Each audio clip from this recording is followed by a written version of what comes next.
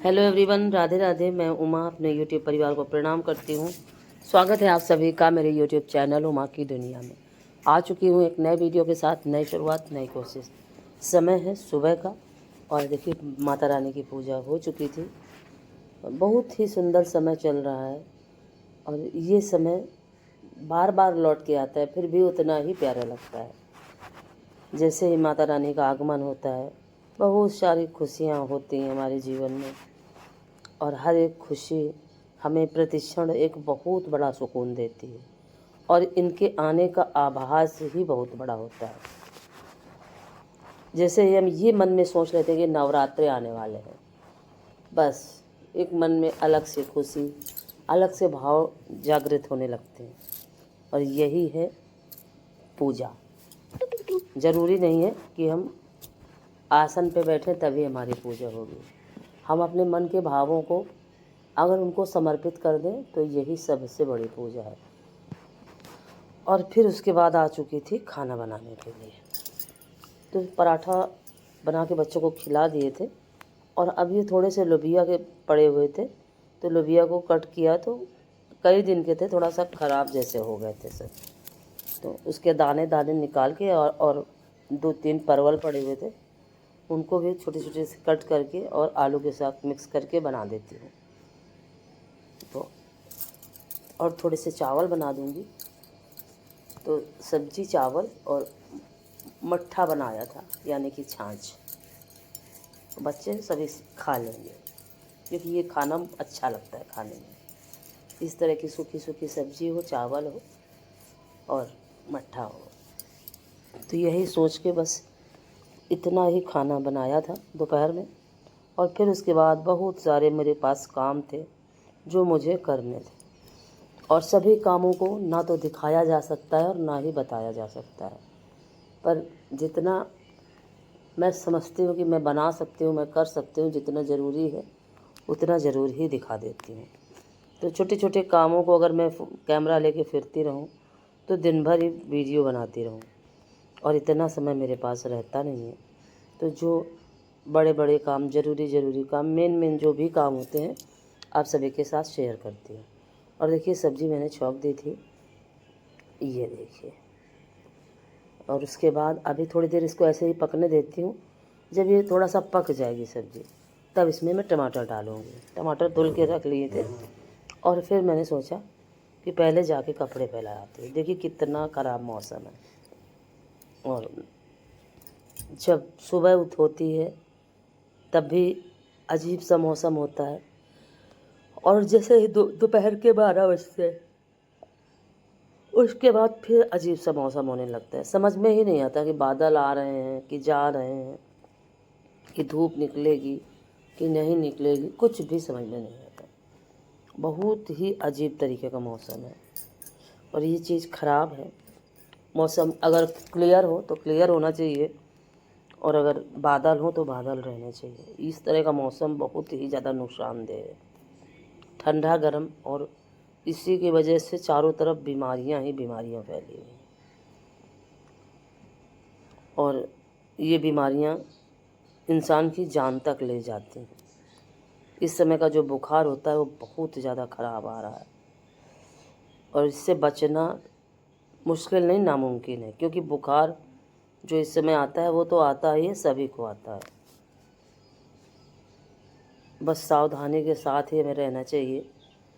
तो ये मौसम का जो रुख है इसमें बहुत ज़्यादा सावधानी ज़रूरी है। और कपड़े फैलाती जा रही थी और सोचती जा रही थी कि अब आगे क्या करना है। तो आगे करना था मुझे, जो सबसे बड़ा काम था वो था गेहूँ बनाना। आटा मेरा ख़त्म होने वाला था तो गेहूँ बनाना बहुत ज़रूरी था। और देखिए इधर छत में बहुत ज़्यादा घास निकल चुकी है और फिर बस सारे कपड़े फैला के और अपने आगे के काम करूँगी। अगर आज का वीडियो आपको अच्छा लगे तो वीडियो को लाइक करिए, चैनल को सब्सक्राइब करिए, बेल को ज़रूर प्रेस करिए। एक प्यारे से कमेंट के साथ अपना प्यार, आशीर्वाद मुझे ज़रूर दें। और इस समय नवरात्र की वजह से बिल्कुल भी समय नहीं मिल रहा क्या होता है कि जो समय बचता भी था वो समय पूजा पाठ में चला जाता है। और मैं ये सोचा करती हूँ कि जब तक हाथ पैर चलते हैं, जितना हो सकता है माता की शरण में अगर मैं जा सकती हूँ तो मुझे ज़रूर ही जाना चाहिए, क्योंकि जिस नियम को हम बहुत लंबे समय से फॉलो कर रहे होते हैं उस नियम को तोड़ना भी इतना आसान नहीं होता। हालांकि जिस दिन हाथ पैर नहीं चलेंगे तो सब कुछ ही छोड़ना पड़ता है, लेकिन अभी कोशिश कर रही हूँ। तो मंदिर जाती तो हूँ, हमारे गांव में है भुइयाँ माता का मंदिर, गांव के बिल्कुल किनारे में दूसरे कोने में, लेकिन कोशिश करती हूँ कि मैं रोज़ जाऊँ और जाती भी हूँ, सुबह शाम दोनों समय जाती हूँ। हालांकि इस समय लेट हो जाता है, नहीं तो पहले क्या था 6 साढ़े 6 बजे चली जाया करती थी, लेकिन अब क्या है 8 साढ़े 8 तो बज ही जाता है। लेकिन मन में एक संतोष जैसा रहता है कि मैं कर पा रही हूँ, अभी भगवान के पास जा पा रही हूँ। जिस दिन नहीं जा पाऊँगी उस दिन देखा जाएगा। तो कितने भी समय जाऊँ लेकिन जाती हूँ, और यही मन में विचार रहता है कि माँ हमेशा अपने चरणों से ऐसे ही लिपटा के रखना। और फिर देखिए फाइनली कपड़े फैल चुके थे और 1-2 ही बाकी थे। मौसम काफ़ी अच्छा लग रहा था, लेकिन कपड़े सूखने की कोई उम्मीद नहीं थी। बस ये था कि लग रहा था कि हवा चल रही है थोड़ी बहुत, क्योंकि जो धूप है देखिए उसमें कोई भी दम नहीं थी, बिल्कुल हल्की हल्की सी धूप थी। और जब तक मशीन नहीं सही हो जाती तब तक कपड़ों की बहुत ज़्यादा परेशानी हुई।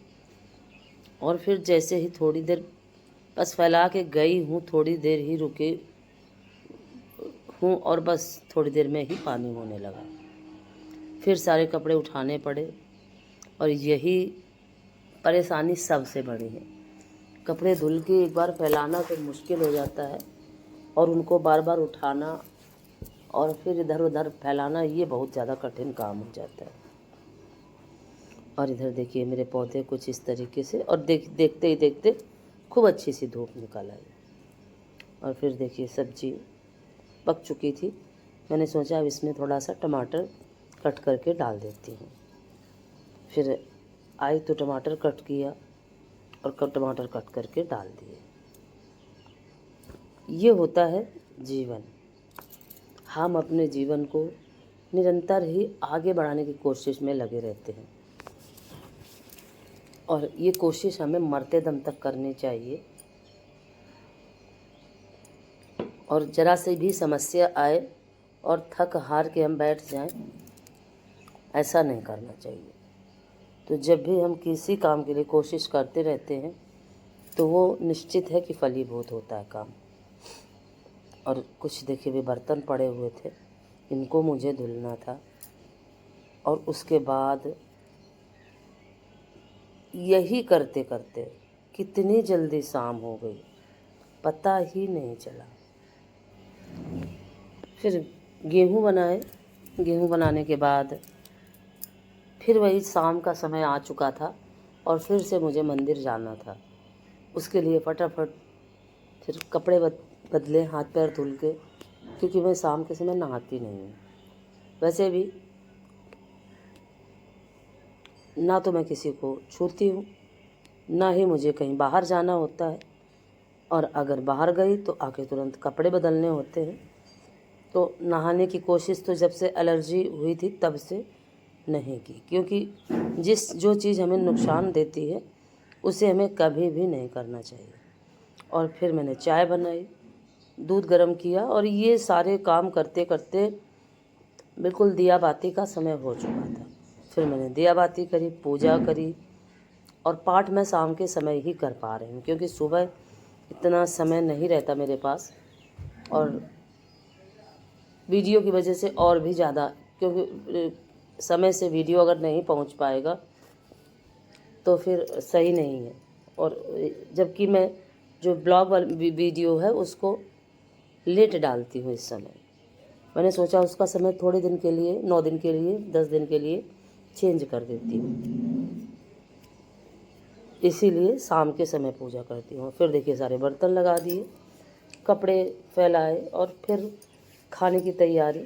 सब्ज़ी मेरी बन चुकी थी और इस तरीके से नवरात्रि का एक एक दिन गुजरता जा रहा है और जो खुशियाँ आई थी हमारे पास, वो धीरे धीरे ऐसा लग रहा है कि दूर जाती जा रही हैं।